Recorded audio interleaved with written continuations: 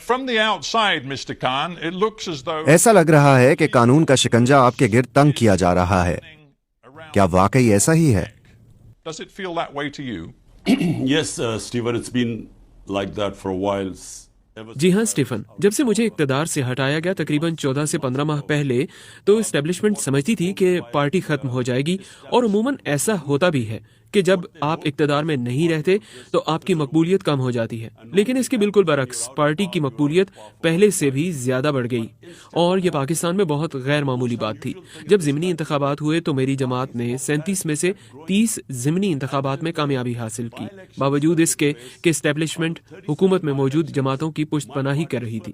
تو جب یہ مجھے گیم سے ناک آؤٹ کرنے میں ناکام ہو گئے تو مجھ پر 2 بار قاتلانہ حملے بھی ہوئے، اور اس کے علاوہ اب تک مجھ پر کیے گئے مقدمات کی تعداد 200 کے قریب ہو گئی ہے، اور میں ڈبل سینچری بنانے کے قریب ہوں. اور یہ تمام کوششیں اس لیے ہیں کہ یہ مجھے جیل میں ڈال سکیں یا مجھے نااہل کروا سکیں یا میرے خلاف یہ دونوں کام کر سکیں. And the whole attempt is to either imprison me or disqualify me, or both. Yeah, you talk about being knocked out of the game.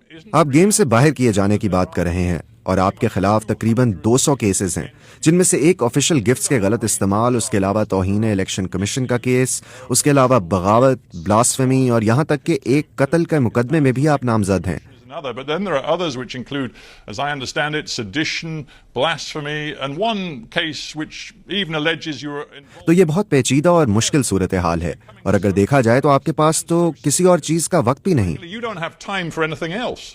Well, you forgot to mention there are about 60 or 70. آپ یہ بتانا بھول گئے کہ میرے اوپر تقریباً 60 سے 70 دہشت گردی کے مقدمات بھی ہیں. میرا تمام وقت ایک عدالت سے دوسری عدالت کے چکر کاٹنے میں گزر جاتا ہے. 2 مہینے کے دوران میں نے 335 عدالتی پیشیاں بھگتی ہیں، اور میری قانونی ٹیم بھی ایک کے بعد ایک کیس میں میرے دفاع میں مصروف رہتی ہیں. لیکن بات یہ ہے کہ یہ تمام بوگس اور جعلی کیسز ہیں، اور ان میں سے کچھ نہیں نکلنا. اور اب یہ فوجی عدالتوں کی تیاری کر چکے ہیں، اور اب یہ معاملہ سپریم کورٹ میں ہے کہ وہ فوجی عدالتوں کے لیے اجازت دیتی ہے کہ نہیں، اور ان فوجی عدالتوں کے قیام کا مقصد ہی مجھے سزا دلوانا ہے. And the objective of the military court is that there I certainly will be sentenced. Would you accept that? کیا آپ یہ قبول کریں گے کہ آپ نے ماضی قریب میں کئی سنگین غلطیاں کی ہیں؟ شاید ان میں سے سب سے سنگین غلطی پچھلے سال آپ کے اقتدار سے بے دخل ہونے کے بعد ایک خاص ماحول کو بڑھاوا دینا تھا. وہ ماحول جس میں آپ نے فوج کے خلاف دشمنی کی حوصلہ افزائی کی، In which you encouraged hostility. اور جب آپ کو اس سال مئی میں گرفتار کیا گیا تو آپ کے حامیوں نے فوری طور پر پرتشدد مظاہرے کیے اور سڑکوں پر نکل کر فوجی اہداف اور ایک سینئر جنرل کے گھر کو نشانہ بنایا. Took to the streets in violent protest, which included violence directed against military targets, including کیا وہ آپ کے لوگ نہیں تھے جو آپ کی بیان بازی کے نتیجے میں ایسا کر رہے تھے؟ people responding to your rhetoric. Well, Stephen, let me just answer this one by one. Number one.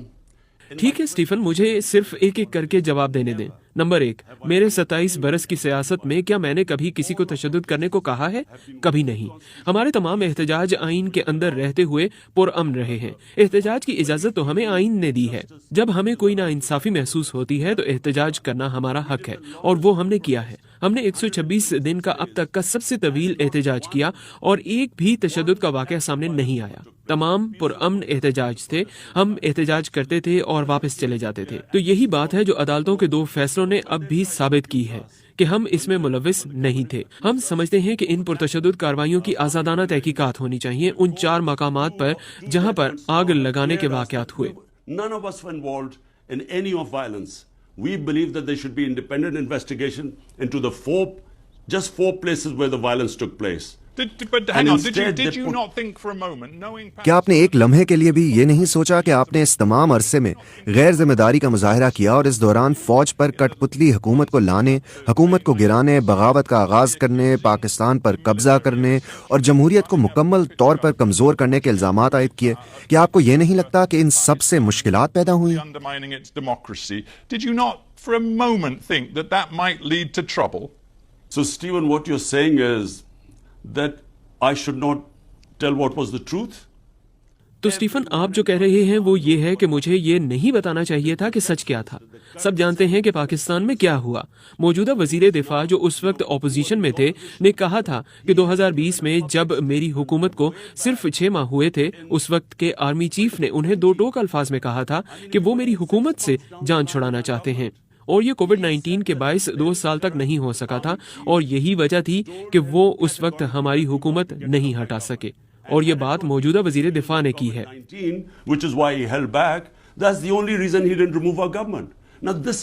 ملک میں کسی کو بھی شک نہیں ہے کہ سابق آرمی چیف نے میری حکومت ہٹائی، بلکہ وزیر دفاع نے تو بڑھ چڑھ کر یہ بھی کہا کہ انہیں یہ کہا گیا تھا کہ عمران خان پاکستان کے لیے خطرہ ہے اس لیے ہٹا دیا گیا. یہی سچ ہے.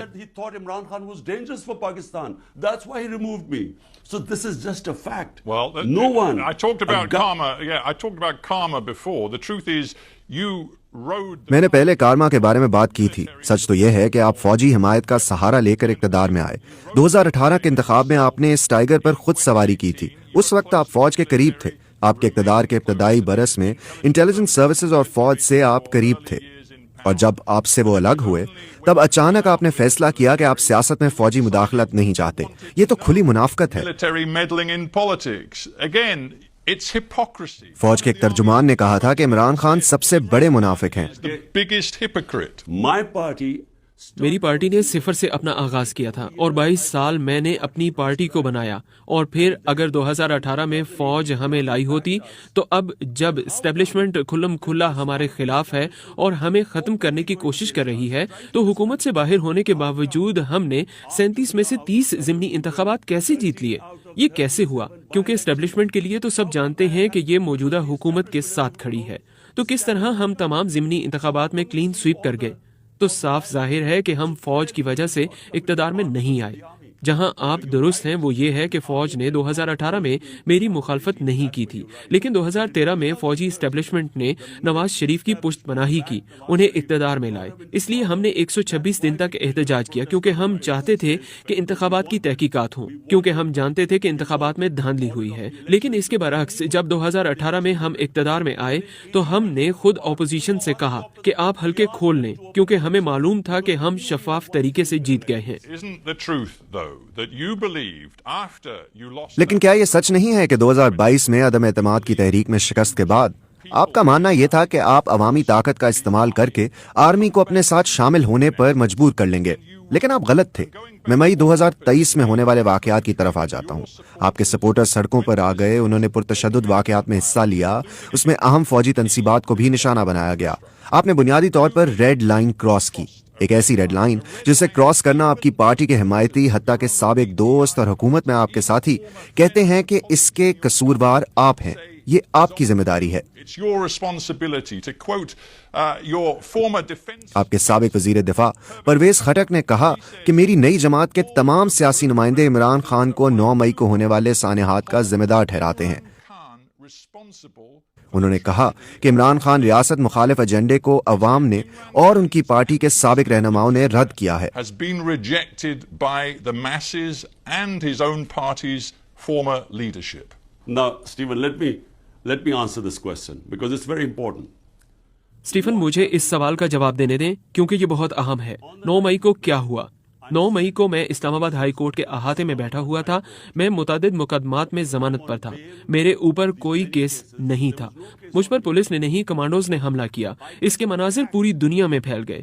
مجھ پر حملہ ہوا اور میرے سیکیورٹی گارڈز کے ساتھ مار پیٹ ہوئی اور مجھے وہاں سے اغوا کر لیا گیا تھا، جسے سپریم کورٹ نے غیر قانونی اور غیر آئینی قرار دیا. تو آپ کا کیا خیال ہے کہ میرے سپورٹرز کیا کرتے جب انہوں نے دیکھا کہ مجھے کمانڈوز اٹھا کر لے جا رہے ہیں؟ کیا اس پر کوئی احتجاج نہیں ہونا تھا؟ یاد کریں جب مجھے گولی لگی تھی اور میرے 12 دیگر ساتھی زخمی ہوئے تھے اور ایک شخص ہلاک ہوا تھا، اس کے باوجود جلاؤ گھیراؤ نہیں ہوا تھا. پرامن مظاہرے ہوئے تھے. وہ احتجاجی مظاہرے تھے لیکن جلاؤ گہراؤ کے بغیر. اب یہ ایک بڑا سوال ہے کہ جب وہ دیکھتے ہیں کہ پاکستان کی سب سے بڑی پارٹی کا رہنما اغوا ہو گیا ہے تو اس کا رد عمل آنا تھا. اب بات یہ ہے کہ کیا ہم واقعی جلاؤ گہراؤ میں ملوث تھے؟ जलाओ घेराव सिर्फ 4 इमारतों में हुआ। उन्होंने हमारे 10,000 कारकुनों को जेल में डाल दिया। स्टीफन, आपको ये सुनना चाहिए, ये बहुत अहम है, ये सब प्री प्लान था। पुलिस मुझे उठा सकती थी, उन्हें कमांडोज की क्या जरूरत थी कि वो मुझे उठाते और सबको मारते क्योंकि वो रद्द-ए-अमल चाहते थे? लेकिन रद्द-ए-अमल हमेशा की तरह पुरअमन ही था। Stephen, you've got to listen to this. This is very important. This was all pre-planned. The way the police could have picked me up. Why did they need commandos to pick me up and beat everyone up? Because they wanted a reaction. But the reaction was peaceful, as it's always been. I want to stop you, Imran Khan, because Imran Khan, मैं आपको यहाँ रोकना चाहता हूँ क्योंकि आप ये बात वाज़े कर चुके हैं कि आप 9 मई को होने वाले पुरतशद्दुद वाक़यात की जिम्मेदारी नहीं लेना चाहते। मैं ये समझ गया हूँ, लेकिन मैं हक़ाइक़ पर फोकस करना चाह रहा हूँ कि 9 मई की वजह से जो सख्त दबाव आपकी पार्टी पर डाला जा रहा है, सबसे सीनियर रहनुमाओं से लेकर जूनियर रहनुमाओं तक, जिसकी वजह से आपकी पार्टी अंदर से टूट फूट का शिकार हो गई है। आपके सबसे सीनियर साबिक साथी फवाद चौधरी, परवेज खटक, जहांगीर तरीन, इन सब ने पार्टी छोड़ दी है। कुछ ने नई सियासी जमातें बना ली हैं। आपकी जमात का जैसे अब वजूद ही नहीं रहा। was, frankly, no longer exists. If my party doesn't exist, why don't they announce elections? अगर मेरी पार्टी का वजूद नहीं है तो वो इलेक्शंस का ऐलान क्यों नहीं करते? वो इंतखाबात से क्यों भाग रहे हैं, जो आइन के मुताबिक है और सुप्रीम कोर्ट ने इसका हुक्म भी दिया था? पाकिस्तान का 60% हिस्सा पंजाब है, वो वहाँ के इलेक्शन से भाग गए। अब ये अक्टूबर में होने वाले इंतखाबात से भी भाग रहे हैं। अगर मेरी जमात खत्म हो गई है तो उनको घबराना नहीं चाहिए। मसला ये है कि जमात कायम है। उन्होंने हर किस्म के हरबे इस्तेमाल कर लिए हैं। उन्होंने 10,000 लोगों को जेल में डाल दिया है, जिनमें खवातीन भी शामिल हैं। ये इससे पहले कभी नहीं हुआ। और इससे भी बदतर बात ये है कि उन्होंने लोगों पर जेर हिरासत टॉर्चर किया है। इस मुल्क की तारीख में ऐसा कभी नहीं हुआ। तो दबाव में आकर कुछ लोग छोड़ गए हैं, लेकिन अक्सरियत लोग छुपे हुए हैं। मेरी सारी सीनियर लीडरशिप जिनकी गिरफ्तारी नहीं हुई, उनमें से कुछ छोड़ गए हैं, लेकिन बाकी छुपे हुए हैं। मेरे कारकुन छुपे हुए हैं और चंद लोग और छुपे नहीं हुए, लेकिन हम अपने घरों में तकरीबन नजरबंद Only हैं। one with one or two other guys who are not in hiding, but we are more or less house arrested. But that's the point. That's the point. I mean, Hang on. यही नुक्ता है। हमारे पास ज्यादा वक्त नहीं है। फवाद चौधरी जो इस शो पर आ चुके हैं और जो आपके बहुत वफादार थे, लेकिन अब उन्होंने सियासत छोड़ दी है, वो कह रहे हैं कि आपके साथ वो मजीद काम नहीं कर सकते। उन्होंने गुज़िश्ता बयान में कहा कि आपको मेन स्ट्रीम सियासतदानों के साथ राब्ते बहाल करने का तरीका ढूंढना पड़ेगा। उन्होंने नवाज शरीफ का जिक्र भी किया। उन्होंने कहा कि मुल्क बहरान के करीब है और अब ये आपकी जिम्मेदारी है कि आप अपने मफादात को एक तरफ रखते हुए नवाज शरीफ और दूसरों से राब्ते करें। क्या आप ऐसा करने के लिए तैयार हैं? And others. Are you prepared to do that? The fact that the country is on the brink of a major disaster. ये हकीकत है कि मुल्क एक बड़े बहरान के करीब है। हम वाकई तारीख दौर की जानिब बढ़ रहे हैं, क्योंकि बुनियादी तौर पर इस वक्त पाकिस्तान में गैर एलानिया मार्शल लॉ लगा हुआ है।